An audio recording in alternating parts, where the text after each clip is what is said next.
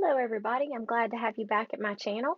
Today we're going to do a slimline baby card. We're going to start with dry embossing.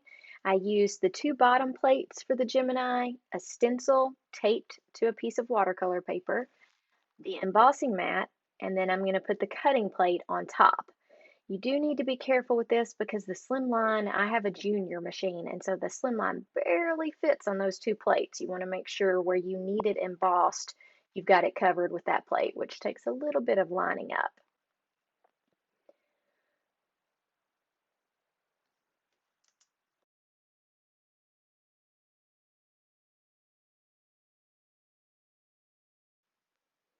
Once I get it out of the machine, I take the stencil off. One, just so I could look at it, but two, because I'm going to replace the stencil with some Pixie Spray when I lay it down on this mat. I did try it, putting the Pixie Spray on before it went through the machine, and I had a little bit of tearing of the watercolor paper when I was trying to get it off. So this takes a lot of aligning and making sure you're getting it in the right grooves. So I decided I would tape it down to the mat to make sure that I didn't move the stencil. Started off with my good tape and then decided I'd use a little cheaper tape that I can take off in a second. Once I've got it all taped down, I'm going to take my Tumbled Glass Distress Oxide ink, make myself a little bit of an area, and spray it with my water sprayer. Then I'm going to do the smooshing technique, which is take a piece of leftover plastic from packaging and smush it in that water and ink and start putting it on. I do like to do this multiple times just to make sure you get good coverage, and especially when you're using a stencil, you want to make sure you get in all the different areas. You don't want to do a ton of water because you don't get that good droplet effect if you've got too much on there. So doing it multiple times really does give you a nice look, and you can customize it a little bit by making it splattered in certain areas or whatever. When I was taking the stencil off, I do try to make sure that I've got any big droplets, especially as I'm peeling it up, so I don't get drops where I don't want them to be. Next section here is where I took the second part of the layering stencil. Before I did this, I put it through the Gemini Junior machine to emboss these lines. And then I placed my second part of this diamond plaid from Pinkfresh. I love this stencil. It is great because it takes up a lot of space on a slimline. You can cover the whole background, but it also is just a fun, beautiful stencil. So I took a very fine point watercolor brush and dipped it in some wet tumbled glass. I did try to make these lines darker, so you'll see me going back and adding extra color in the lines. I didn't want to pre-wet my paper because I don't want the water to go underneath the stencil and not make some nice crisp lines. So I'm adding and just going through each section slowly but surely, making sure I like the color and that the color is pretty even on the different lines. You'll see me doing a lot of drying just to make sure I don't get too much liquid in each section and get it underneath that stencil. I did have that happen when I was practicing this technique.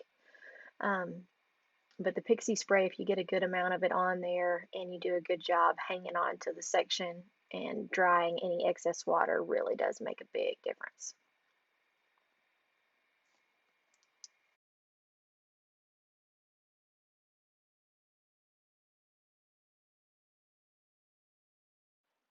So I'm lifting this up just to make sure I got all of the little areas, didn't mess up or make a line a little skinnier than what it was in the stencil.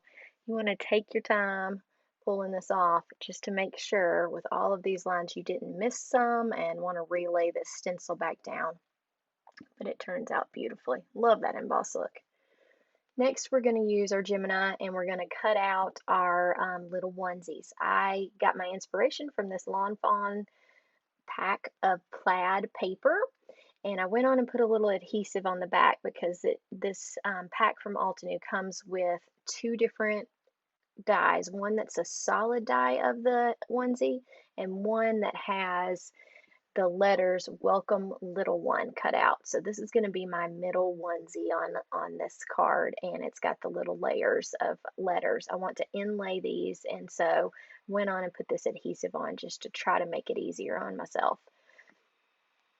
You'll see it's going to take some tools and such to punch this out. It makes it a little thicker with that adhesive on it, but it looks so cute. I love it. With the other ones, I cut out the plain ones off camera, and now I'm going to just give them a little bit of dimension by adding some of that tumbled glass to the edge, so those edges are a little bit darker.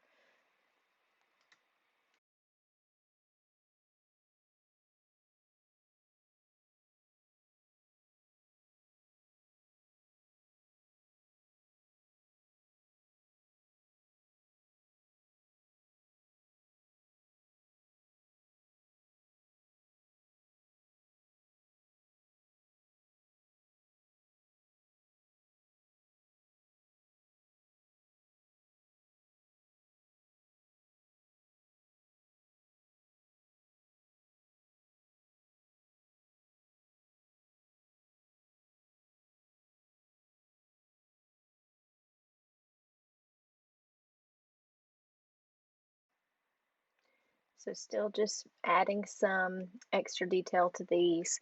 I really like these Tailored Expression brushes. If you have not tried them, or just a brush that size, it lays down a reasonable amount of color.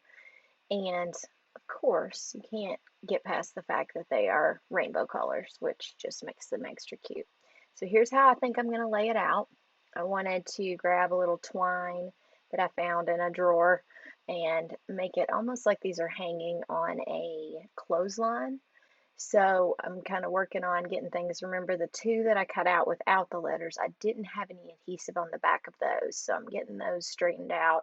And then I'm going to also, off camera, take all of these letters out of Welcome Little One and use that brush and add some extra depth and color to those. I'll also, once those are dry, and once I've got them inlaid into the die, put some glossy accents on them. I feel like that makes it a little bit darker and just makes those words stand out more. You could cut this out of a different color if you wanted to add it on. I just really liked the monochromatic look of this, and I love cards that are all one color, and I think they just give a very professional look. The other thing I like about this diamond plaid, especially when you're laying out a card and you need something to be the exact center, you've got this plaid diamond is the exact center, and you can easily lay that out. So I'm going to take the adhesive off the back of this one, and that usually requires a tool when you've used that stick-on stuff, and get it placed where I want it. And then we'll start working on inlaying the others.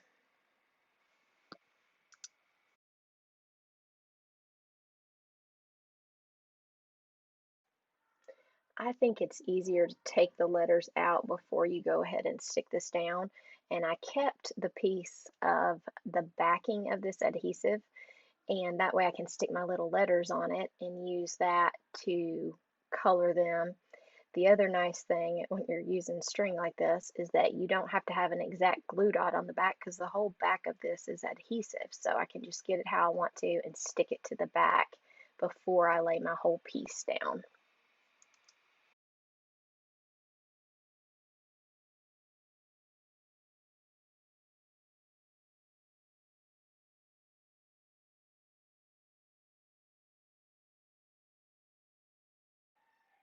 This adhesive is very sticky, so you really want to make sure you know where you're putting it. I'm sure I could get it off of there, but it would be difficult.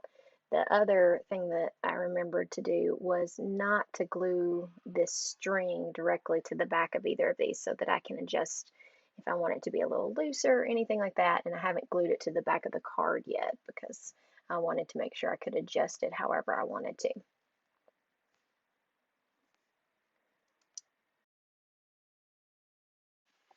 So now we just need to deal with all these little bitty pieces, putting them back into it. Right here, you'll see the first layer with glossy accents. And once I got them all in, there they are. Make sure to like this video and subscribe if you would. I appreciate it. Thanks.